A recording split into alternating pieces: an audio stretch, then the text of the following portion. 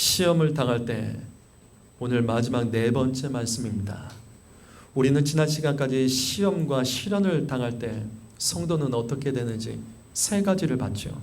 첫 번째로 이 땅에서 여러 가지 시험 당할 때 또 시련을 만났을 때 당연하게 여길 줄 아십시오. 야고보서 1장 2절 말씀 보시면 이 땅의 모든 인생은 여러 가지 시험에 둘러싸여 있습니다. 둘러싸여 있는 것을 만나는 것뿐입니다. 성도 여러분, 교회에서 삐치지 마십시오. 누군가에게 상처받았다고 하지 마십시오. 그런 일은 누구에게나 있을 수 있는 일입니다. 나도 내 가족도 누군가를 힘들어하게 할 때가 있고 누군가에 상처 줄 때가 있잖아요. 여러분, 시련과 시험을 만났을 때 그냥 이 땅에서 누구에게나 있을 수 있는 일을 만난 것으로 여기며 넘기실 줄 아셔야 됩니다.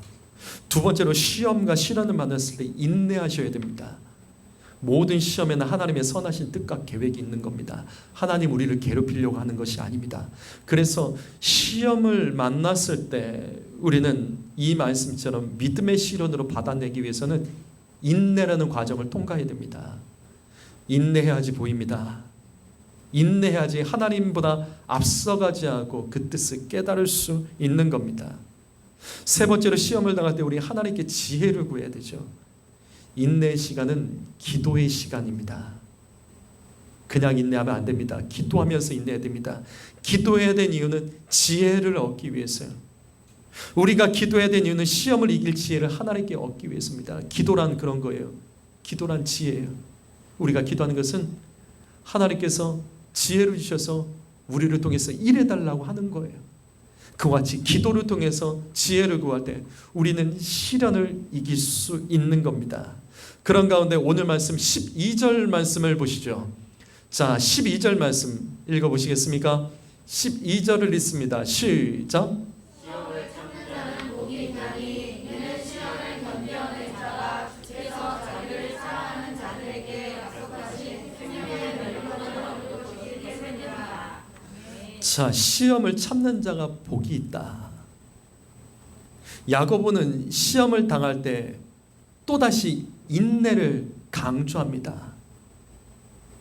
여러분, 이 말씀을 다시 자세히 보시면 이 말씀은 믿음의 공식이 숨어 있습니다.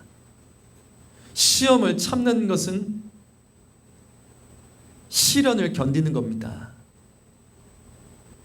그리고 시련을 견디는 자가 하나님을 사랑하는 자입니다. 이게 무슨 뜻이죠? 이게 무슨 뜻이죠? 여러분, 우리가 이 땅에서 하나님 사랑하면 시련 당합니다. 하나님을 사랑하고 예배하는 것은 시련이 많습니다.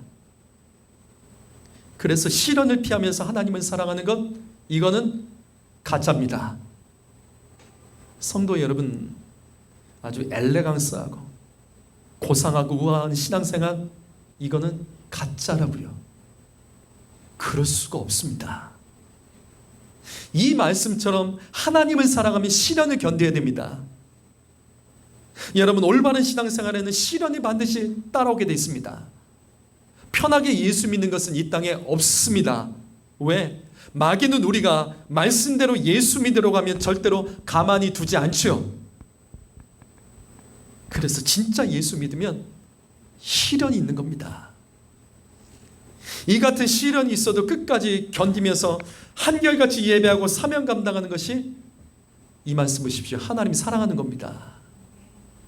하나님 사랑한다고요? 감정으로 사랑하지 마세요. 그거는 가짜라고요.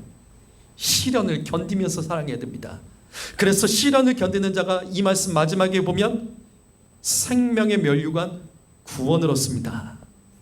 신기하죠? 성도 여러분, 시련을 당할 때 이 말씀 기억하십시오. 내가 오늘 당하는 이 시험과 시련은 반드시 구원과 연결됩니다. 그래서 여기 야고보서 12절 마지막을 보시게 되면 시험을 당할 때 인내를 다시 강조하는 이유는 오늘 말씀에서는 구원을 설명하기 위해서요. 오늘 말씀은 구원을 설명하는 말씀입니다. 그냥 예수 믿으면 구원받는 게 아닙니다. 시험을 참으십시오. 시련을 견디면서 믿음으로 받아내십시오. 우울하게 예수 믿지 마세요. 여러분, 우울한 표정과 감정으로 예수 믿지 마십시오. 우리가 믿는 예수님은 십자가에서 고난당하신 우울하신 예수님이 아닙니다. 우리가 믿는 예수님은 부활하신 예수님입니다. 그래서 그것을 기념하기 위해서 우리는 토요일이 아닌 예수님께서 부활하신 일요일에 주의 날, 주일이라고 부르면서 우리는 예배하는 거예요. 우울한 신앙생활은 없습니다. 그렇다면 시험과 시련을 당할 때 우리는 어떻게 예수를 믿어야 될까? 오늘 말씀, 그 네 번째는 말씀드립니다. 시험과 시련을 당할 때 내 안에 세상 욕심을 찾아서 회개하십시오. 여기 14절 말씀 보실까요?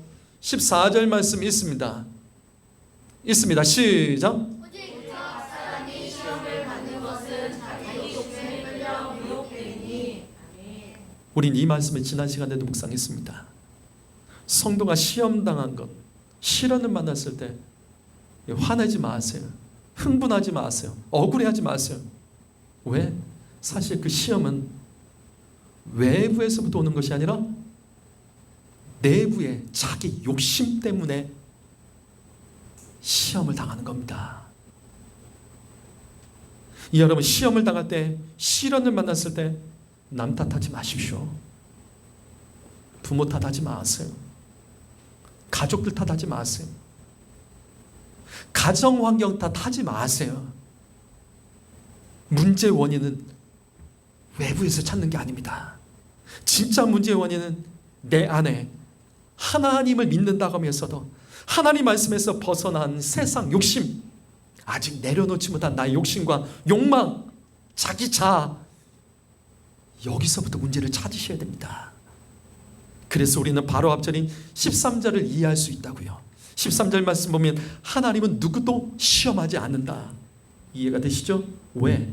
시험은 외부에서 오는 것이 아니라 내부에서, 내 안에 세상 욕심, 내려놓지 못한 욕심 때문에 스스로 마귀의 유혹을 받는 것이기 때문이에요.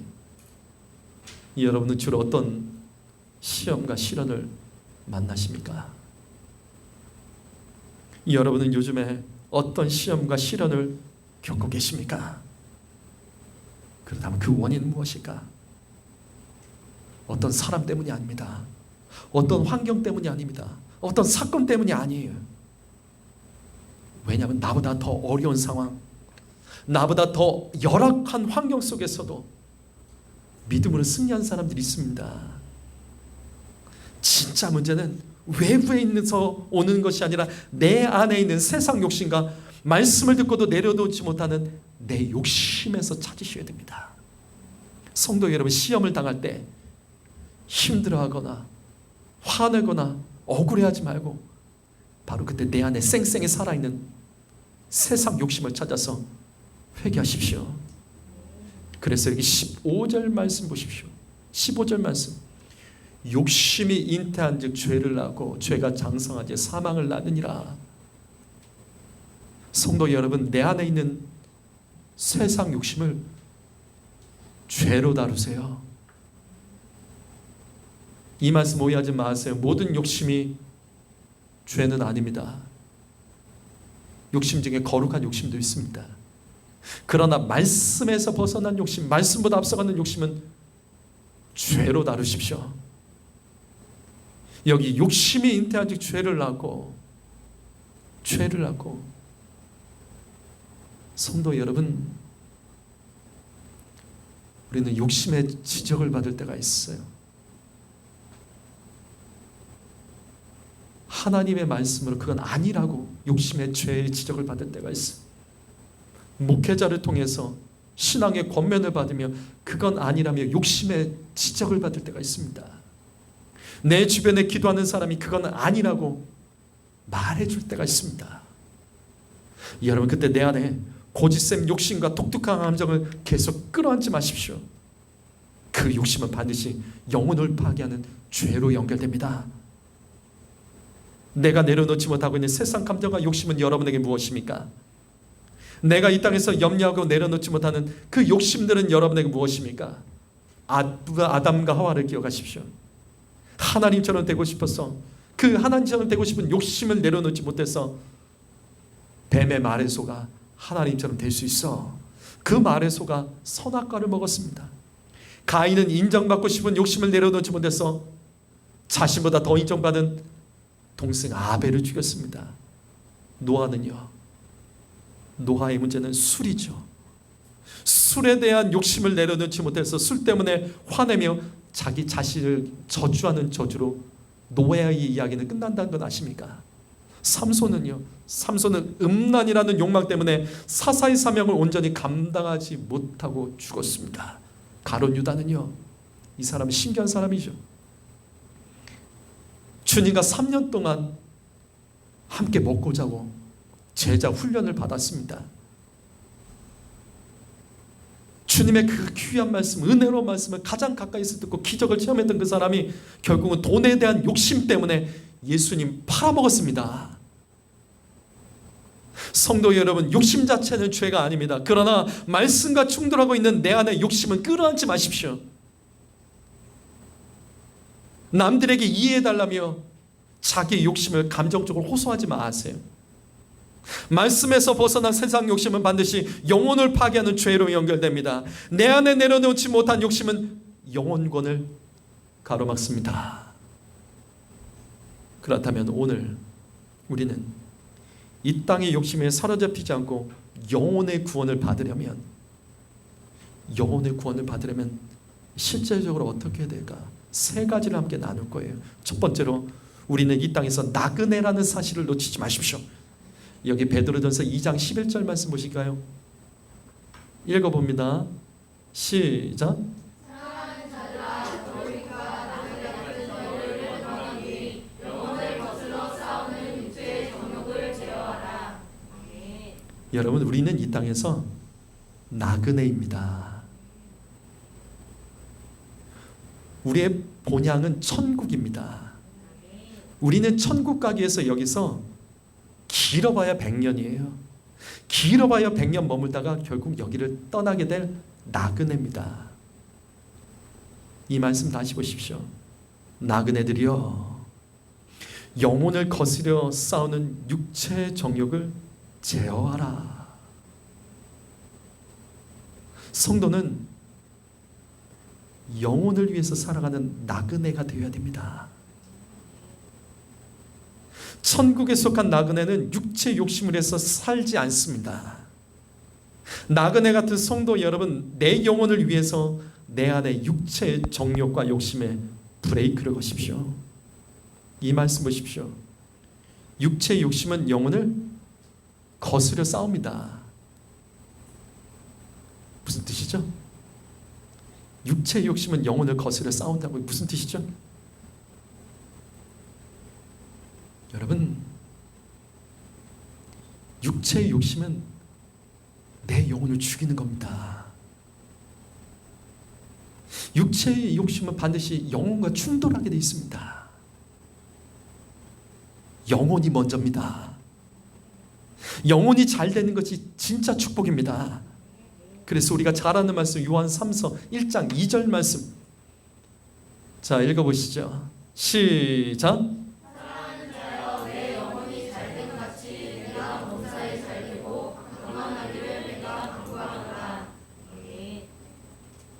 나그네 같은 성도 여러분, 저는 이 말씀을 굳게 믿습니다. 영혼이 잘된 사람이 범사가 잘되고 강건해지는 겁니다. 영혼이 건강한 사람이 범사가 건강하고 삶이 건강해집니다. 사랑하는 자여, 내 영혼이 잘된 같이 내가 간구하노라. 여러분의 기도의 제목은 뭐죠? 여러분 기도의 제목은 뭐죠? 여러분 무엇을 위해서 주님께 기도합니까? 하나님께서 무엇을 해주기를 원하세요?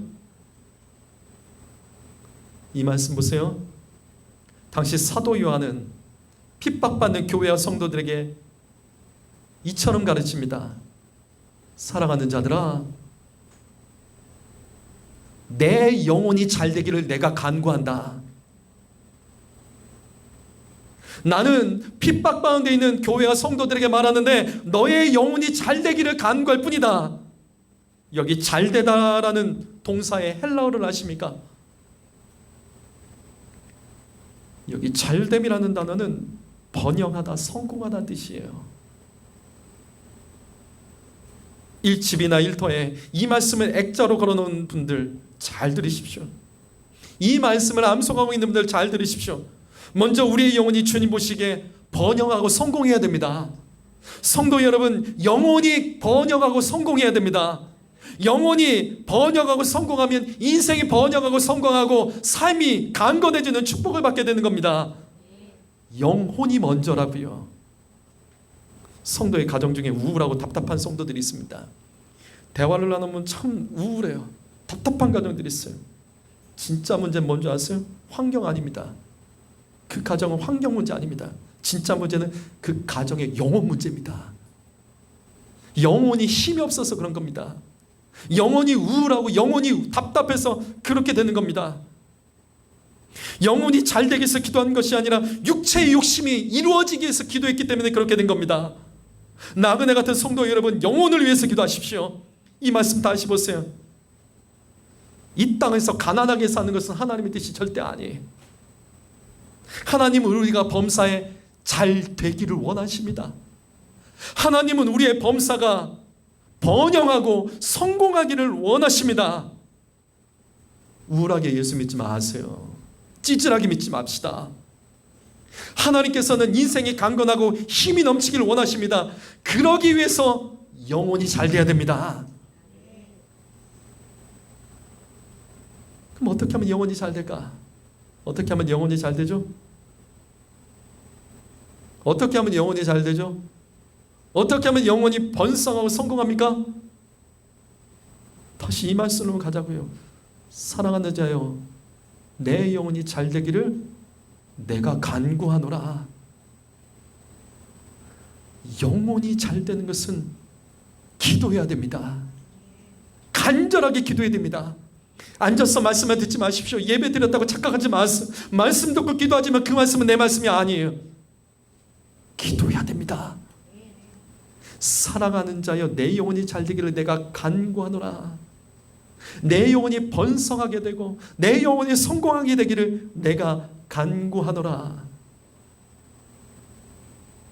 내 육체보다 영혼이 잘 되는 것을 더 소중히 여기는 사람은 어떤 시험을 당해도 넘어지지 않습니다. 내 삶의 시험을 만들어내는 죄된 욕심과 싸우셔야 됩니다. 영혼이 먼저입니다. 두 번째로, 이 땅의 욕심에 사로잡히지 않고 영혼을 구원하려면 이 땅에서 손해보셔야 됩니다. 힘든 말씀이죠. 마태복음 5장 29절 말씀. 자, 읽겠습니다. 시작.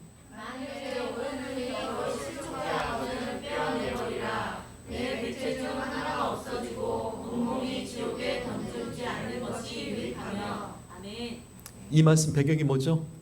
산상수훈 말씀에서 이 말씀 왜 나온 거죠?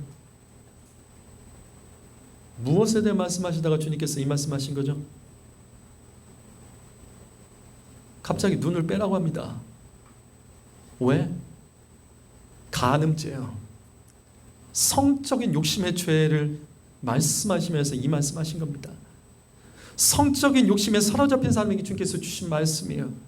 육체의 음란한 감정에 사로잡혀 죄를 짓게 된다면 차라리 상대방을 보면서 음란한 욕심을 품게 만드는 너의 눈 중에 한쪽 눈을 뽑아버려라. 너가 두 눈을 가지고 음란한 욕심에 사로잡혀 죄 짓고 지옥불에 떨어지는 것보다 네 한쪽 눈알 뽑고 육체에 불타는 욕심을 제거해서 차라리 천국에 들어가는 것이 더 낫다. 여러분, 우리는 이 말씀에서 예수님께서 말씀하시려는 말씀의 정신을, 의도를 정확히 이해해야 됩니다. 천국은 예수 믿고 그냥 가는 것 아닙니다. 천국은 이 땅에서 손해볼 걸 각오해야 됩니다. 천국은 이 땅에서 어떤 손해를 각오하고서라도 말씀대로 예수 믿기로 한 사람이 들어가는 겁니다. 성도 여러분, 다시요, 편하게 예수 믿는 건 없습니다. 말씀대로 예수 믿으려면 시련을 각오하셔야 돼요. 이 땅에서 손해라는 시련을 각오하셔야 됩니다. 디모데전서 6장 10절 말씀도 읽어보시죠. 있습니다. 시작.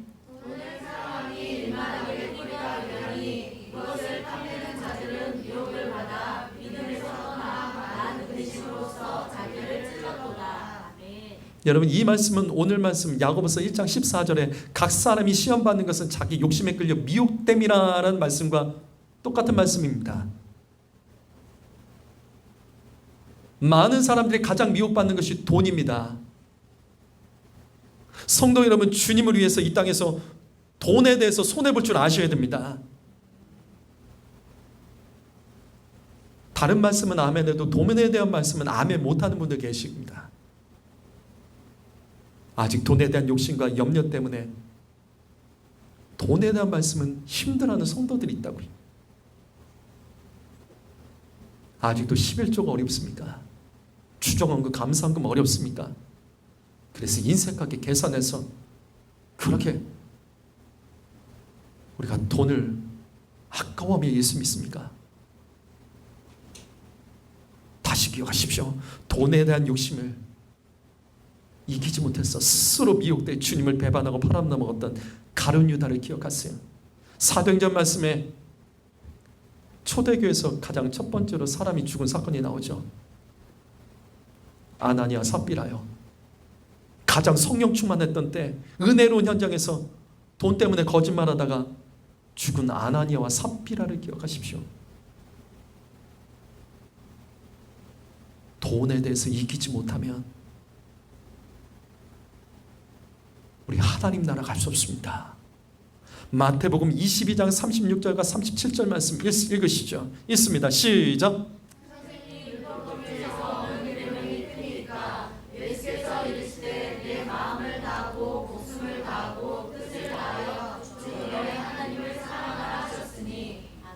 분명 가장 큰 계명은 하나님을 사랑하는 계명이라고 예수님께서 가르쳐 주셨죠.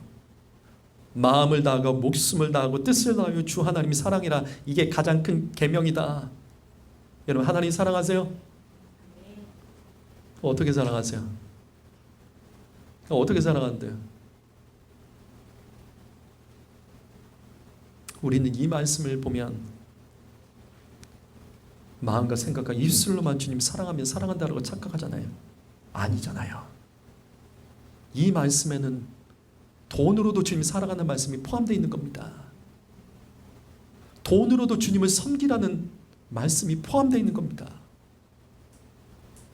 왜 돈을 자꾸 빼냐고요? 하나님을 사랑하는데 자꾸 돈을 빼시는 이유가 뭐예요? 그럼 이 말씀이 완성되지 않습니다.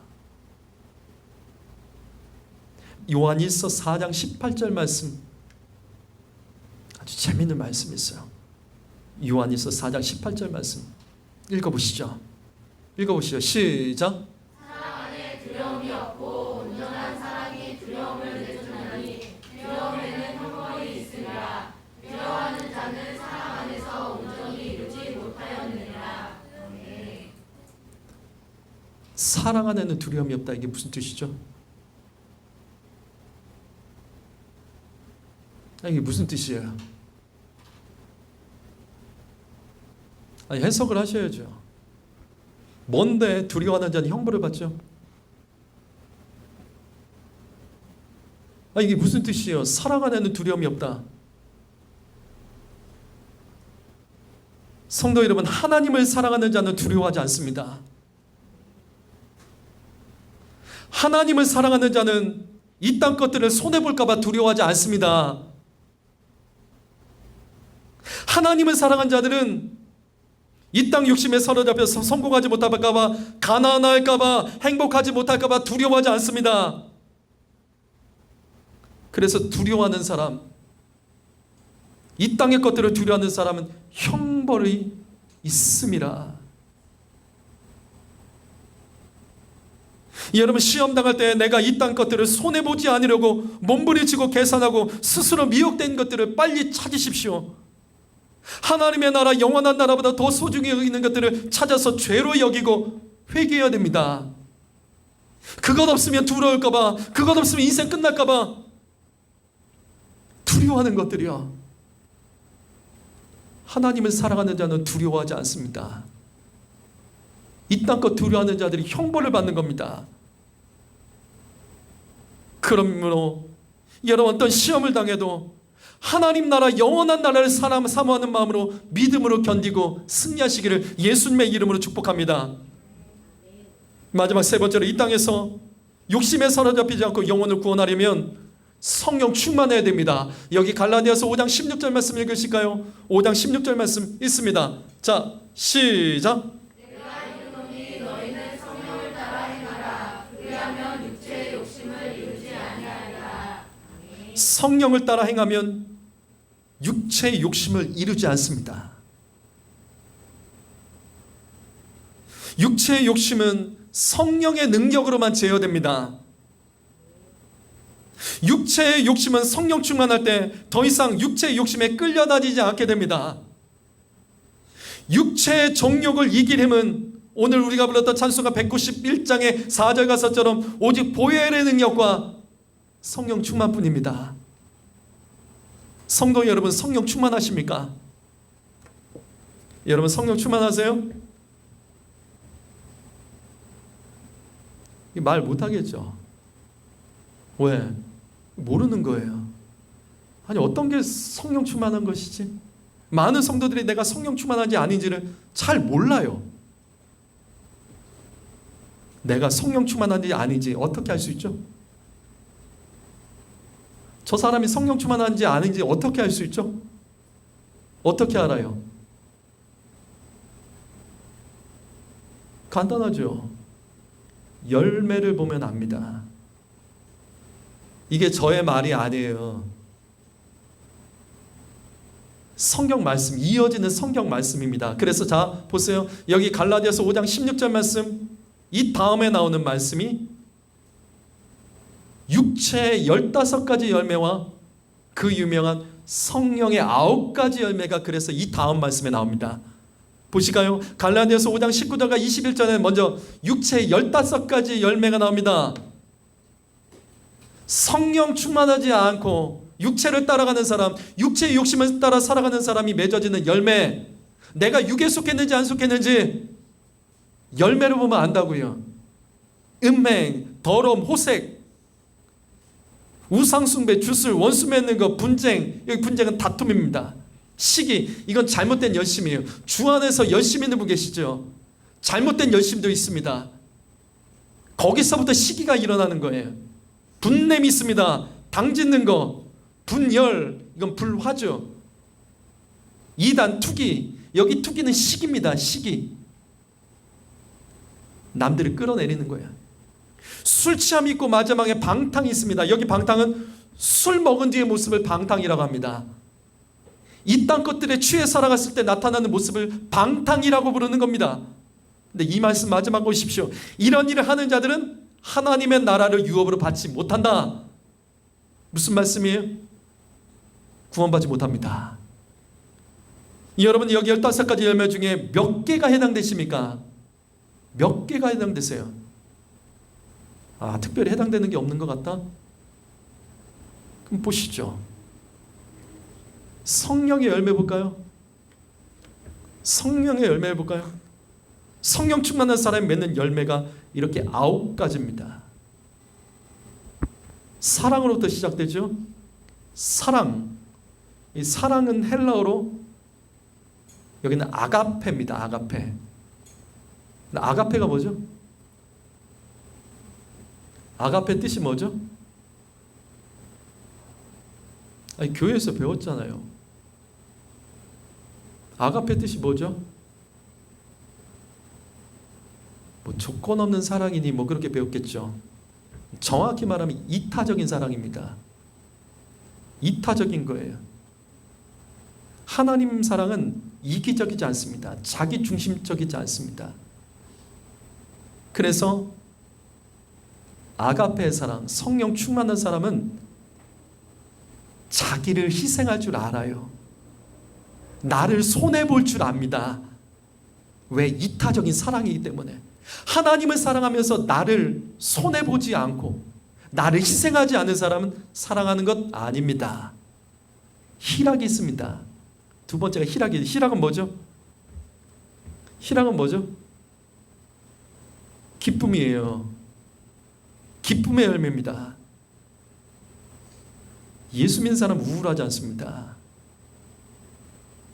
성령 충만한 사람은 우울하지 않습니다. 야, 얼굴 좀 펴라. 이 말이 왜 나와요? 성령 충만한 사람 이런 말 나오지 않습니다. 어디 가서 우울해 보인다, 힘없어 보인다, 그런 말 듣지 말라고. 성령 충만한 사람은 그런 말 안 듣는다고. 성령 충만한 사람은요, 희락이 있습니다. 우울해한 모습은 하나님 원하시는 모습 아니에요. 성령과 관계 없으니까 그렇게 되는 거예요. 화평은 뭐죠? 샬롬입니다. 육체의 열매 중에 당짓고 분열하는 것 있죠. 성령의 열매는 반대입니다. 하나 되게 합니다. 성도 여러분, 내 육체의 욕심은 가정과 교회를 분열시킵니다. 분열된 가정이 있습니까? 분열된 삶이 있어요? 자꾸 친구랑 싸워요? 동료들과 싸웁니까? 성령 충만하지 못해서 그런 거예요. 성령 충만하면 샬롬합니다. 샬롬이에요. 그 다음에 성령의 열매 중에 오래 참음이 있습니다. 오래 참음은 인내입니다. 인내. 여러분, 참지 못하는 사람은 성령 충만하지 못한 겁니다. 참지 못하는 자, 이 사람은 성령 충만하지 못하기 때문이에요. 자비가 있죠. 자비라는 열매는 하나님의 사랑이 밖으로 드러난 겁니다. 성령 충만한 사람은요, 보입니다. 하나님의 사랑이 눈에 보인다고요. 저 사람이 하나님을 사랑하는지 사랑하지 않는지 그게 밖으로 보입니다. 근데 문제는 양선이에요. 양선. 양선이 뭐죠? 양선? 양선이 뭐죠? 아니, 왜 우리는 이런 말씀을 이렇게 잘 알면서도 왜 모르는 거죠? 양선이 뭐예요? 양선이 선하다, 착하다는 뜻이에요. 착하다. 그래서 성경을 번역할 때는 이 양선이라는 단어를 착하다로 번역합니다. 다른 번역본이나 다른 말씀들의 착하다는 번역본이 이 번역이 이 양선이라는 뜻이에요. 양선. 그러면 자, 퀴즈. 성경에서 착하다는 뜻이 뭐예요? 착하다는 뜻이 뭐예요? 착한이라는 사람? 착한 게 뭐예요? 성경에서 말하는 착한 게 뭐예요? 사실 우리는 다 알아요. 충성입니다. 이게 이해가 되세요? 자, 하나님 앞에 섰을 때 우리는 심판을 받게 되죠. 그때 주님께서 칭찬하는 사람들이 있습니다. 이렇게 칭찬하죠. 잘하였도다 착하고 충성된 종아. 착한 게 충성된 겁니다. 주님께 충성하고 교회에 충성하고 사명에서 충성하고 예배만 드리지 마십시오. 충성하셔야 됩니다. 충성된 거, 이게 양선이에요. 그런데 이어서 또 충성이 나오죠. 이건 뭐죠? 이건 뭐죠? 이거 한글로는 이해 안 돼요. 헬라어로 보게 되면 여기 충성은요, 믿음이란 단어입니다. 여러분, 믿음만큼 충성할 수 있습니다. 다시 믿음만큼 충성할 수 있다고요. 예배만 드리지 마십시오. 충성되게 일하십시오. 다시 믿음만큼 충성할 수 있어요. 충성이 없으면 믿음 없는 겁니다. 착각하지 말자고요. 충성됨이 없는 사람은 믿음이 없는 겁니다. 그래서 악하고 게으른 종이라고 부르는 거죠. 충성이 없는 건 게으른 겁니다. 그래서 악한 거예요. 악한 거. 온유는 겸손입니다. 겸손. 교만한 사람은 성령 충만하지 않습니다. 마지막이 절제예요. 절제. 절제는 멈춰설 줄 아는 거죠. 주님 위해서 달리기만 하지 마십시오. 말씀하실 때 멈출 줄 아셔야 돼요. 멈춰서서 말씀으로 점검할 줄 아셔야 됩니다. 여러분, 내가 믿는 거 절대시하지 마세요. 내가 하는 것이 옳다라고 착각하지 맙시다. 그래서 여기 절제라는 말은 다른 말로 뭐냐면 이게 경청입니다. 절제 못하는 사람은 못 들어요. 절제 못하는 사람은요 안 듣습니다. 절제가 안 되는 사람은요 듣는 것 같은데 안 들어서 그런 거예요. 그래서 절제가 안 되는 거예요. 아이들 중에 ADHD 있죠. ADHD. 그 아이들 상담할 때 뭐 한 줄 아세요? 약부터 먹여요. 왜? 듣게 하려고. 듣지 못하니까 절제가 안 되는 거예요. 듣는 게 안 되니까 절제가 안 되는 거예요. 성도 여러분, 절제 인생이 되시려면 말씀 들으셔야 됩니다. 멈춰 서세요. 이와 같이 성령 충만한 사람은 이와 같은 열매를 맺습니다. 여러분 성령 충만하세요? 아니면 육신의 열매가 많으십니까? 아까 육신의 열매에 해당되는 게 많은 게 없더라. 나에겐 상관이 없더라. 그러면 다시 이걸로 보죠. 여기는 해당되는 게 있으세요? 얼마나 있으십니까? 해당된 게 없습니까? 그럼 성령 충만하지 못한 거라고요. 성령 충만하지 못한 거라고요. 성령 충만한 사람은 열매를 보면 알 수 있습니다. 성령 충만하지 못한 사람은요 성령의 열매가 없는 것을 보면 알 수 있는 겁니다. 오늘 말씀 마무리하죠. 로마서 8장 5절과 6절 말씀 읽겠습니다. 자, 이 말씀 읽으시죠. 시작. 육신을 따르는 자는 육신의 일을, 영을 따르는 자는 영의 일을 생각하나니 육신의 생각은 사망이요 영의 생각은 생명과 평안이니라. 여기 육신을 따른다는 게 뭐죠? 육신을 따른다는 게 뭐죠? 왜 육신을 따라가죠? 육신을 따라간다는 것은 육신의 욕심을 따라가는 거죠. 육신의 욕심에 끌려다니는 인생은 육신의 일을 하게 되는 겁니다. 그래서 그 사람은 사망합니다. 사망합니다. 영을 따른다는 건 뭐죠? 영을 따른다는 게 뭐죠? 영을 따르는 게 뭐예요? 성령의 지도를 받는 것. 성령의 감동으로 기록된 말씀을 따라가는 사람은 영의 일을 하는 겁니다. 그래서 생각이 달라요. 육신의 욕심을 따라가는 것인지 말씀을 따라가는 것이 내가 무엇을 따라가냐에 따라서 생각 자체가 완전 다른 거예요. 우리 대화해 보면 알잖아요. 이 사람의 생각이 달라. 왜? 따라가는 게 달라서 그런 거예요. 그런데 그 생각대로 우리는 살아가게 되고 그 생각대로 열매를 맺게 되는 겁니다. 육신을 따라가는 자는 사망의 열매를 맺게 되고 영을 따라가는 자는 영생을 얻습니다. 성도 여러분, 내가 육신의 욕심을 따라가는 사람이지 영을 따라가는 사람이지는 내 삶의 언어, 내 안의 생각, 삶에 되어진 열매를 보면 알 수 있습니다. 여러분 어떠세요? 나와 내 가족은 어떻습니까? 로마서 8장 9절 말씀 이어지는 말씀 볼까요? 이 말씀 읽겠습니다. 시작. 만일 너희 속에 하나님의 영이 거하시면 너희가 육신에 있지 아니하고 영에 있나니 누구든지 그리스도의 영이 없으면 그리스도의 사람이 아니라. 그리스도의 영이 없으면 그리스도의 사람이 아니라. 여러분 어떠세요? 그리스도의 사람입니까? 내 안에 영이 있는 거 맞아요? 내 안에 영을 따라가십니까? 다시요.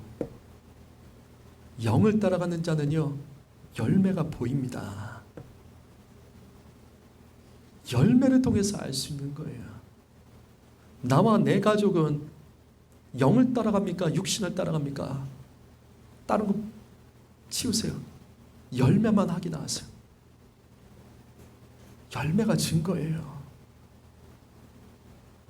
여러분 시험을 당할 때 내 속에 하나님의 영, 성령이 계신지 아니면 내가 육체의 욕심이 성령을 쫓아내고 살아가다가 시험을 당한 것은 아닌지 믿음의 눈으로 보셔야 됩니다. 지금 한국교회는 코로나 때문에 많은 시련을 겪고 있습니다. 예배 자유, 찬양과 기도의 소리가 제한되는 이와 같은 시련을 당하고 있습니다. 여러분, 그럼 여러분께 물을게요.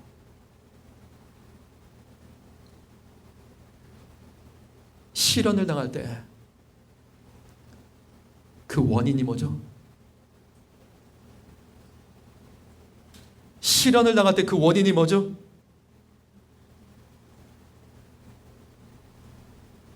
외부예요, 내부예요? 한국교회가 지금 왜 시련 당하죠? 국가 지도자 때문에? 대통령 잘못 뽑았어? 정치인 잘못 뽑았어? 정부 지도자들 때문에? 세상 사람들이 그렇게 말해요. 세상 사람들이 그렇게 말한다고요. 우리는 그 수준에 머무면 안 됩니다. 시련을 당할 때 우리는 내부의 우리의 문제를 찾아야 되는 거예요. 내부의 우리 안에 있는 문제, 우리 안에 잘못된 욕심들, 교회이면서도 육체적인 욕심들, 그 욕망들의 그 죄 문제를 찾아야 되는 거죠. 한국교회 진짜 문제는 기도하지 않는 겁니다. 강단에서 목사가 인문학과 처세술로 성도들 웃고 울리고 감동시켜서 그런 거예요. 근데 성경 말씀은 아니라고요. 성경 말씀은 아니라고요. 철저히 죄와 싸우는 말씀입니다.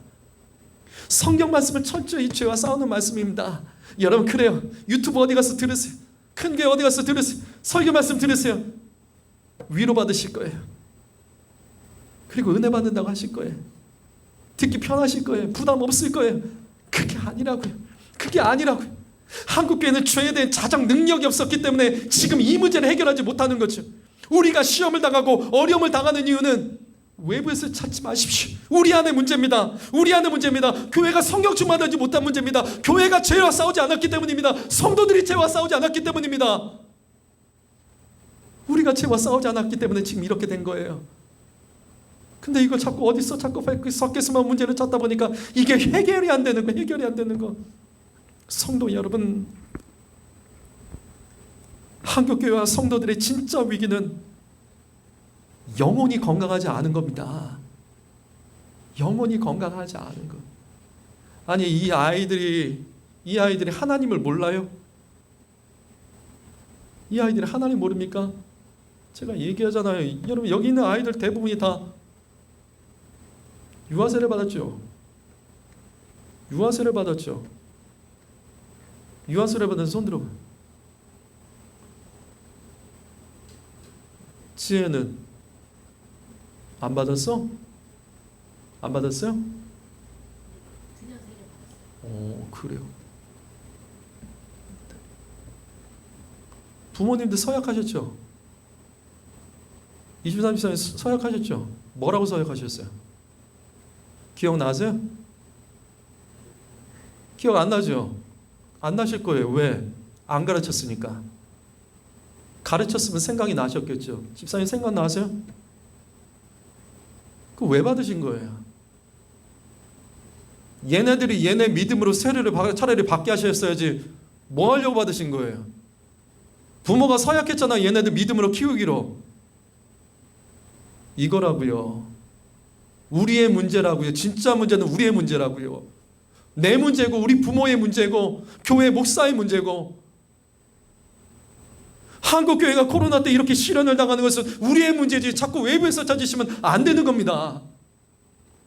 거기부터 시작하자고요. 교회가 건강해야 됩니다. 영혼이 건강해야 됩니다. 성도들의 영혼이 건강해야 됩니다. 부모님들의 영혼이 건강해야 됩니다. 목사의 영혼이 건강하고 직분자들의 영혼이 건강하면, 그리고 성령 충만하면 우리 이 문제는 이길 수 있는 거예요. 하나님은 지금 깨우고 계십니다. 주님은 깨우고 계신다고요. 귀 있는 자는 성령의 교회들에게 하시는 그 음성을 듣고 깨달아 일어나 다시 사명으로 돌아가십시오.